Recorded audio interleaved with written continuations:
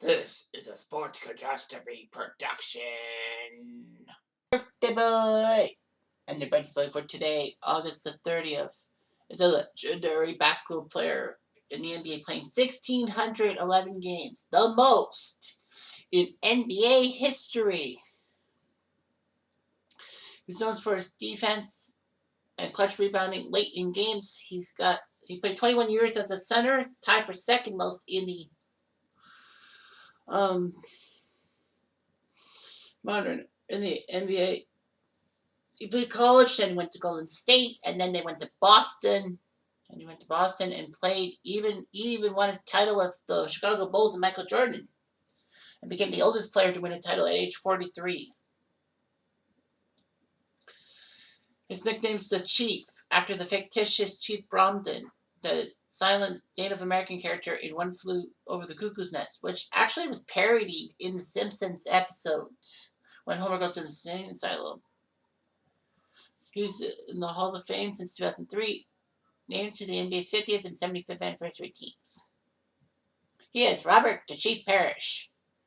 So Robert Parish was born in Shreveport, Louisiana. Well, he's 69 today. He was already 6'6" when he was in the 7th grade. When he was 13 years old, they wanted him to play. His junior high coach wanted him to play basketball. Robert Parish would wear his 00, which was the only jersey left. Parish didn't really like basketball and all that. He helped give Louisiana, his high school, a quadruple A state championship. He would go to Centenary College in Louisiana. It's like, what the heck? That's a college? Yep, Centenary. And all that. It's in Division III play. It was amazing. Division III. He chose to go because it was close to his home.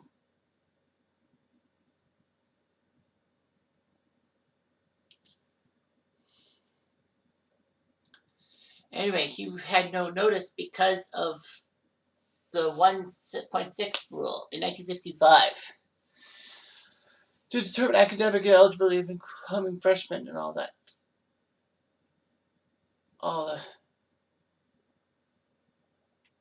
Parish took a tender test that did not fit the NCAA's formula, which was a violation of NCAA regulations. Unfortunately, Centenary was booted. They were put on probation for 6 years. And all that.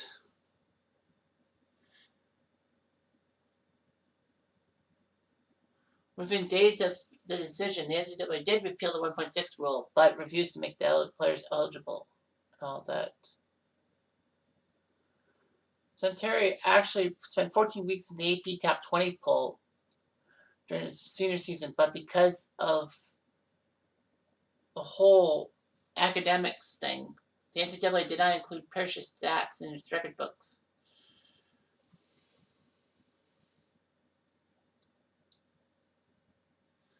So anyway, Parish did play for the U.S. at the 75 Pan Am Games and all of that. Was named captain and helped them win the gold medal.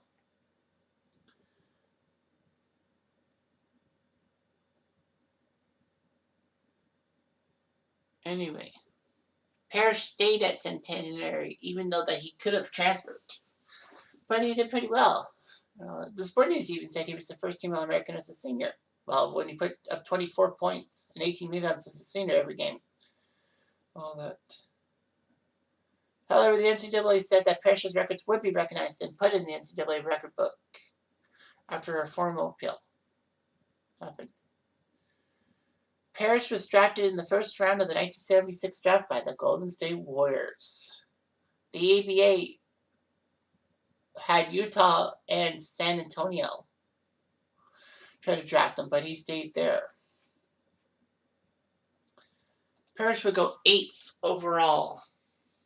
And he would be the first true center to be picked, but the third kind of center. Richard Washington, who went to Kansas City, later became Sacramento, and Leon Douglas, who went to Detroit, both were busts and both were forward/centers. So Parish was the first true center, the second true center to go was Bayard Forest to Seattle.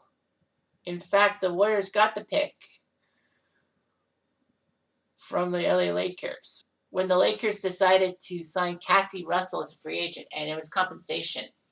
So the Warriors got the first round pick, and they used that pick on Parish.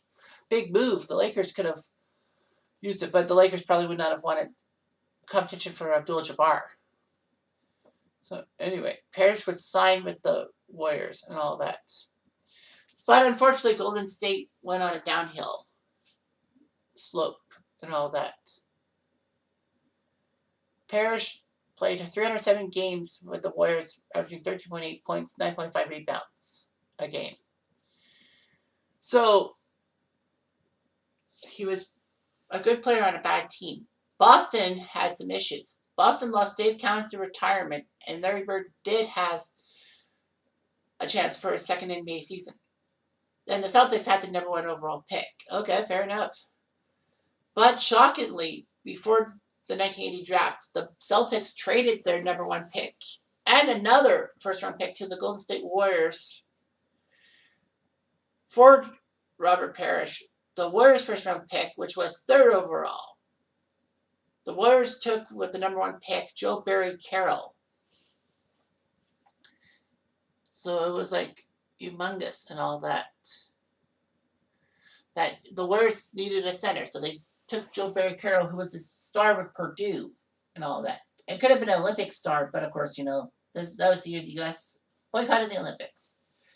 So the problem was that Joe Barry Carroll was decent and all that. Unfortunately, he left in the middle of his career to go to Italy. He won a few Italian titles and then came back to Golden State, but then after that, he just was a shell of himself. And JBC was known as Joe Barely Cares. In the event of things, Boston got Parish. They even got Kevin McHale. That 3rd overall pick, Kevin McHale. So the Celtics made off like bandits.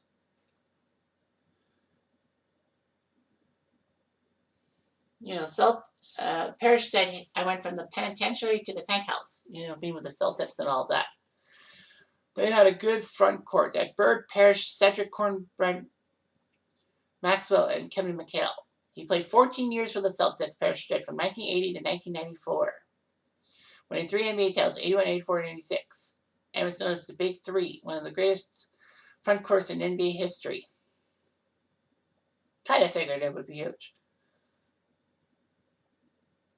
Parish is the Celtics' all-time leader in block shots, offensive and defensive rebounds to this day.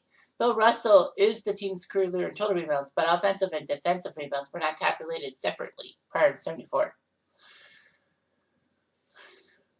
In 14 seasons with the Celtics, Parish played 1,106 games, averaging a double-double of 16.5 points and 10 rebounds a game. Parish would leave the Celtics in 94 and signed at age 41 as an unrestricted free agent to the Charlotte Hornets, backing up Alonzo Mourning when he was in Charlotte. So it was like, wow, Parish went to Charlotte. But Parish wasn't done. Charlotte released him. Yet the Bulls, for some reason, decided to sign him. It was huge that Parish would join the team, the Bulls that were the 96 champs and had 4 rings. He was a 3rd-string center behind Luke Longley and Bill Wennington. At age 43, he became the 3rd oldest player to ever play an NBA game behind Nat Hickey of the Providence Steamrollers, but I think that was way back in the 1940s, and Kevin Willis when he played for Dallas. Parish got a ring, and he officially retired. He still is the leader in games played with 1,611, and the oldest player to win an NBA title. Amazing. He had a lot of legacy. Versatile center, part of the 50 greatest and 75 greatest players in NBA history. The Celtics retired Parish's 0-0 in 98 at a halftime of the Celtics-Pacers game, which meant that Pacers head coach Larry Bird could participate. So it was huge and all that. Unlike Larry Bird, Danny Ainge, and Kevin McHale, Parish was not successful in attaining a coaching executive or even commentary position in the NBA, but he made attempts.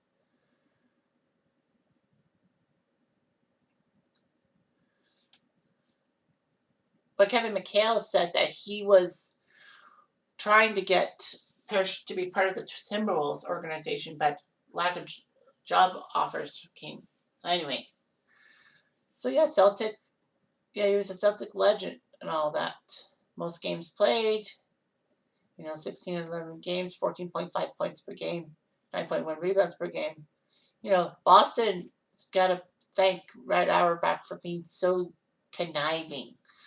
Because not only do you get Robert Parish, who was decent in Golden State, but now a superstar center in Boston to replace the fading Dave Cowens, but you get a trade of your first round picks. You get the number 3 pick. You give up your number 1 pick, which actually worked out in your favor. And you got Kevin McHale, who was a huge part of the Celtics lexicon. So, cheers to Red Auerbach. Anyway, I'm Jeff Diamond. Adieu.